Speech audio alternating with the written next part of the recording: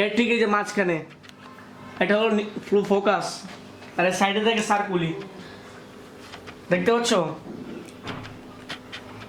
তো আমরা এখন বাহ্যিক গঠন সম্বন্ধে আলোচনা করেছি, এখন আমরা অন্তর্গঠন সম্বন্ধে আলোচনা করব। তো আগে আমরা চলো এই যে এখানে এর বক্ষ বুক বরাবর থেকে আমরা একবারে ঠিক শ্রোণী বরাবর আমরা এই যে শ্রোণী বরাবর কাটবো।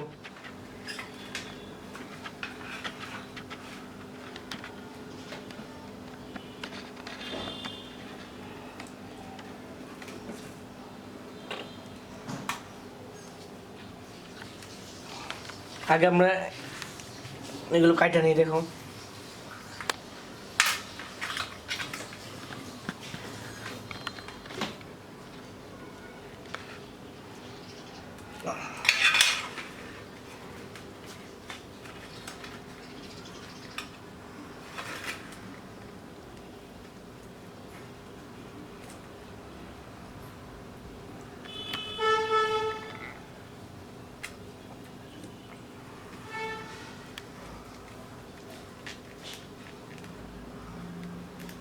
দেখো এই যে কিন্তু আমাদের কাটার প্রায় শেষ, দেখছো?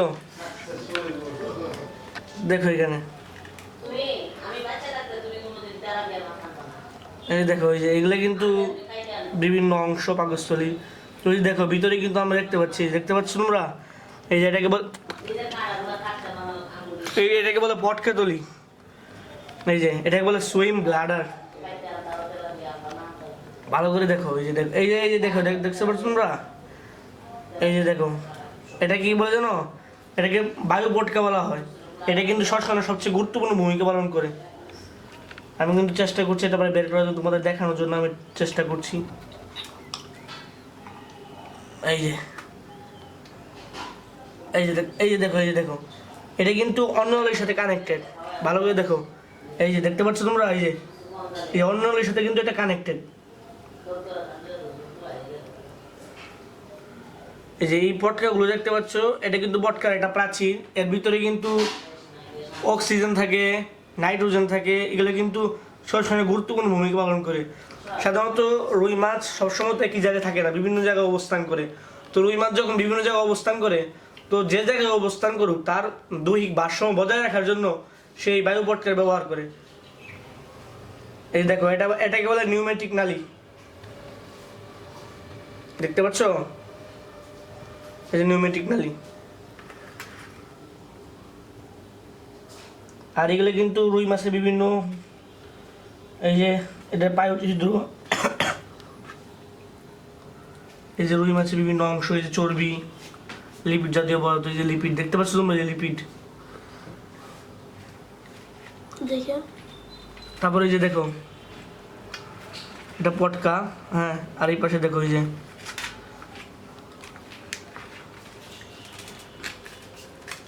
যে দেখো এই যে দেখো এগুলো কি জানো? এগুলো ফুলকা।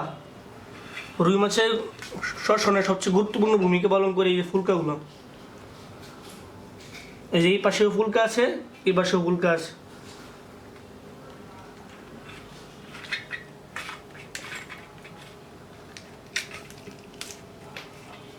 এই যে দেখো ফুলকা। তবে এর আগে তোমাদেরকে বলিনি, রুই মাছের শ্বসনে শুধু ফুলকা না, এই যে ব্রাঙ্কিওস্টোগাল পর্দা দেখতে পাচ্ছ? এই যে কানকো সাইডে যে পর্দা থাকে, নাম হলো ব্রাঙ্কিওস্টোগাল পর্দা। এটা কিন্তু সবচেয়ে গুরুত্বপূর্ণ ভূমিকা পালন করে।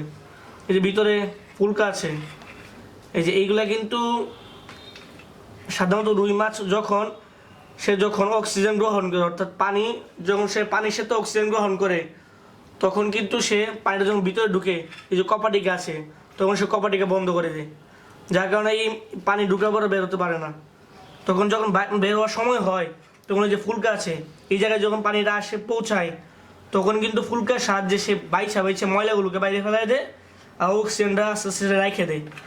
এই যে দেখতে পাচ্ছ? এই যে ফুলকা একটা জালির মতো কাজ করে, বুঝতে পারছো? এই যে ফুলকা একটা জালির মতো কাজ করে, তোমাদেরকে ভালো করে দেখলে ভালো করে বুঝবে।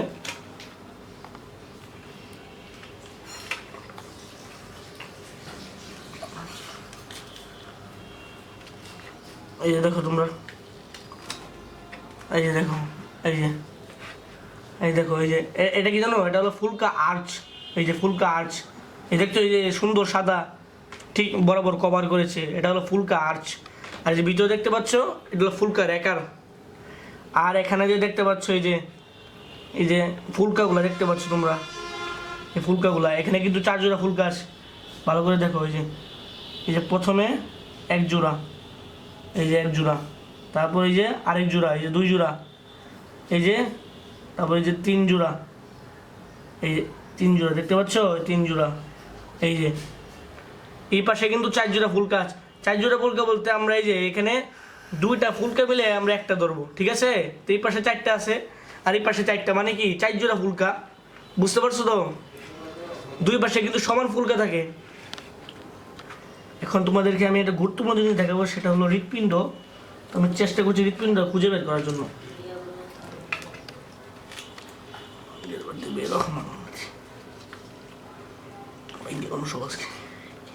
এই যে দেখো দেখো এই ফুলকাটা,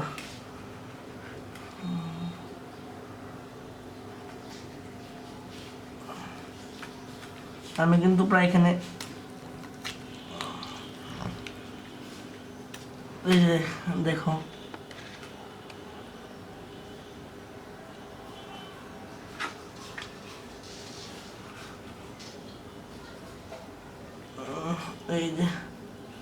এই যে দেখছো দেখছো দেখছো, এই যে হৃৎপিণ্ড দেখছো তোমরা, এই দেখো হৃৎপিণ্ড দেখছো, এই হৃৎপিণ্ড, এই যে এটার সাথে কিন্তু এই যে সাইনাস ভেনাস কানেক্টেড আছে, দেখছো? মাছটা ছোট তো, ওই যে হৃৎপিণ্ড ছোট, এত বড় না। এই যে হৃৎপিণ্ডটা, এই দেখো এই হৃৎপিণ্ড প্রকোষ্ঠ করে দেখছো?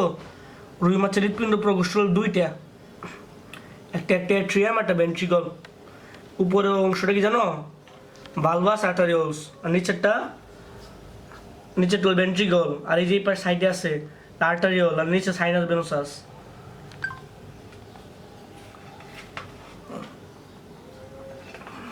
এটা হলো রুই মাছের অন্তর্গঠন।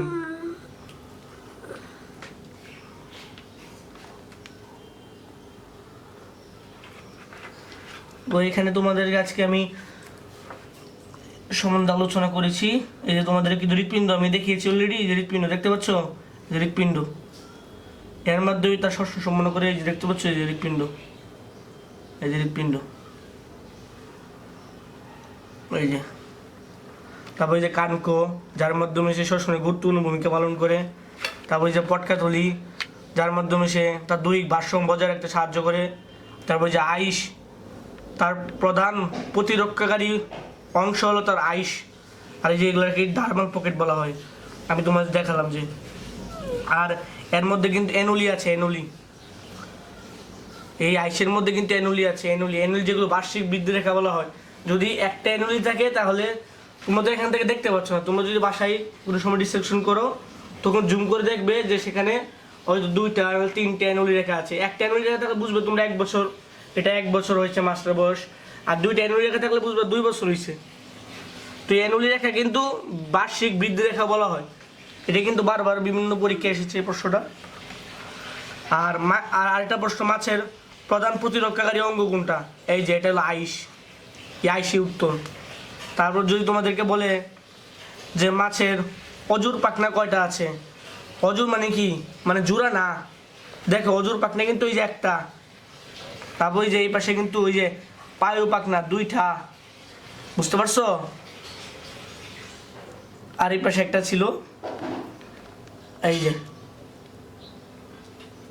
আর যদি বলে তোমাকে জোর পাখনা কয়টা?